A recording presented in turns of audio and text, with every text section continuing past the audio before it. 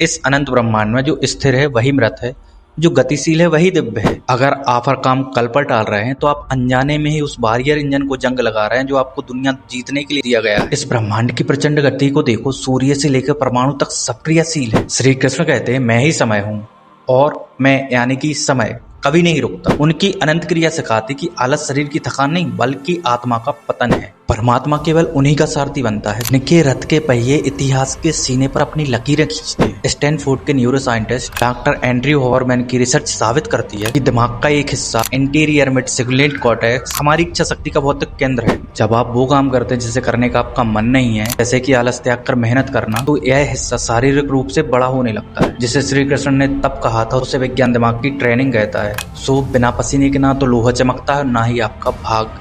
Doctor हॉवरमैन की यह research याद रखना, आलस तुम्हारे दिमाग को अपाहिज बना रहा है। कृष्ण ने कभी नहीं कहा कि हाथ पर हाथ रखकर चमत्कार का इंतजार करो। उन्होंने साफ कहा था कि उठो और युद्ध करो। सो आप अपनी आज जड़ता को कुचल दो और सिर्फ उस एक काम पर प्रहार करो जिसे आप कल से टाल रहे हो। तुम्हारा जन्म केवल यहाँ पर वक्त काटने के लिए नहीं हुआ है, बल्कि अपनी आत्मशक्ति से कुछ बड़ा करने के लिए हुआ। आलस को त्यागो और कर्म के रथ पर खड़े हो जाओ।